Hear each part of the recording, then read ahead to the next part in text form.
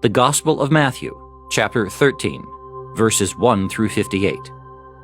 The Parable of the Sower.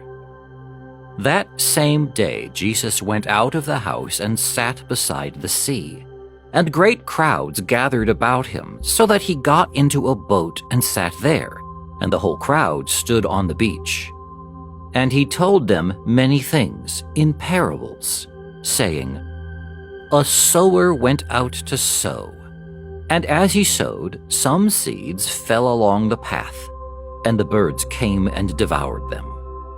Other seeds fell on rocky ground, where they had not much soil, and immediately they sprang up, since they had no depth of soil. But when the sun rose, they were scorched, and since they had no root, they withered away. Other seeds fell upon thorns, and the thorns grew up and choked them. Other seeds fell on good soil, and brought forth grain, some 100-fold, some 60, some 30. He who has ears, let him hear. The purpose of the parables. Then the disciples came and said to him, Why do you speak to them in parables? And he answered them, To you it has been given to know the secrets of the kingdom of heaven, but to them it has not been given. For to him who has will more be given, and he will have abundance. But from him who has not, even what he has will be taken away. This is why I speak to them in parables, because seeing they do not see, and hearing they do not hear, nor do they understand. With them indeed is fulfilled the prophecy of Isaiah, which says, You shall indeed hear but never understand, and you shall indeed see but never perceive. For this people's heart has grown dull, and their ears are heavy of hearing, and their eyes they have closed, lest they should perceive with their eyes, and hear with their ears, and understand with their heart, and turn for me to heal them. But blessed are your eyes, for they see, and your ears, for they hear. Truly I say to you, many prophets and righteous men longed to see what you see and did not see it, and to hear what you hear and did not hear it. The parable of the sower explained. Hear then the parable of the sower. When anyone hears the word of the kingdom and does not understand it, the evil one comes and snatches away what is sown in his heart. This is what was sown along the path.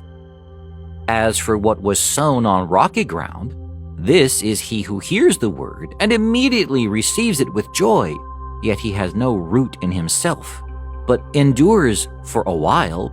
And when tribulation or persecution arises on account of the word, immediately he falls away. As for what was sown among thorns, this is he who hears the word, but the cares of the world and the delight in riches choke the word, and it proves unfruitful. As for what was sown on good soil, this is he who hears the word and understands it. He indeed bears fruit, and yields, in one case 100-fold, in another 60, and in another 30. The parable of weeds among the wheat. Another parable he put before them, saying, The kingdom of heaven may be compared to a man who sowed good seed in his field. But while men were sleeping, his enemy came and sowed weeds among the wheat, and went away. So when the plants came up and bore grain, then the weeds appeared also. And the servants of the householder came and said to him, Sir, did you not sow good seed in your field? How then has it weeds? He said to them, An enemy has done this. The servants said to him, Then do you want us to go and gather them? But he said, No, lest in gathering the weeds you root up the wheat along with them. Let both grow together until the harvest. And at harvest time I will tell the reapers, Gather the weeds first and bind them in bundles to be burned, but gather the wheat into my barn." The parable of the mustard seed.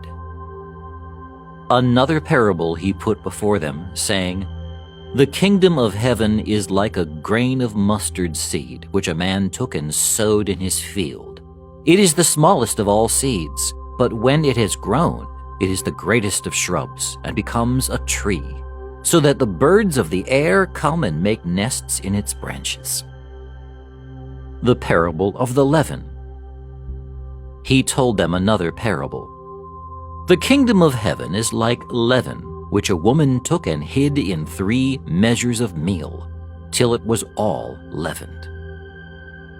Why Jesus speaks in parables. All this Jesus said to the crowds in parables. Indeed, he said nothing to them without a parable. This was to fulfill what was spoken by the prophet, "I will open my mouth in parables. I will utter what has been hidden since the foundation of the world." Jesus explains the parable of the weeds. Then he left the crowds and went into the house. And his disciples came to him, saying, "Explain to us the parable of the weeds of the field."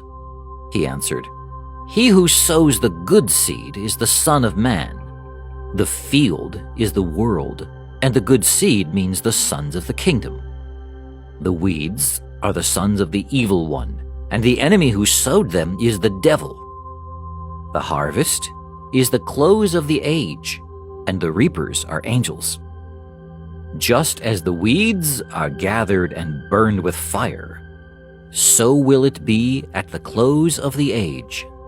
The Son of Man will send his angels, and they will gather out of his kingdom all causes of sin and all evildoers, and throw them into the furnace of fire, where there will be weeping and gnashing of teeth. Then the righteous will shine like the sun in the kingdom of their Father. He who has ears, let him hear." 3 parables about the kingdom. The kingdom of heaven is like treasure hidden in a field, which a man found and covered up. Then in his joy he goes and sells all that he has and buys that field. Again, the kingdom of heaven is like a merchant in search of fine pearls, who, on finding one pearl of great value, went and sold all that he had and bought it. Again, the kingdom of heaven is like a net which was thrown into the sea and gathered fish of every kind. When it was full, men drew it ashore and sat down and sorted the good into vessels, but threw away the bad. So it will be at the close of the age. The angels will come out and separate the evil from the righteous and throw them into the furnace of fire, where there will be weeping and gnashing of teeth. Treasures new and old. "Have you understood all this?" They said to him, "Yes." And he said to them, "Therefore, every scribe who has been trained for the kingdom of heaven is like a householder who brings out of his treasure what is new and what is old." The rejection of Jesus at Nazareth. And when Jesus had finished these parables, he went away from there, and coming to his own country, he taught them in their synagogue, so that they were astonished and said, "Where did this man get this wisdom and these mighty works? Is not this the carpenter's son? Is not his mother called Mary? And are not his brethren James and Joseph and Simon and Judas? And are not all his sisters with us? Where then did this man get all this?" And they took offense at him. But Jesus said to them, "A prophet is not without honor except in his own country and in his own house." And he did not do many mighty works there because of their unbelief.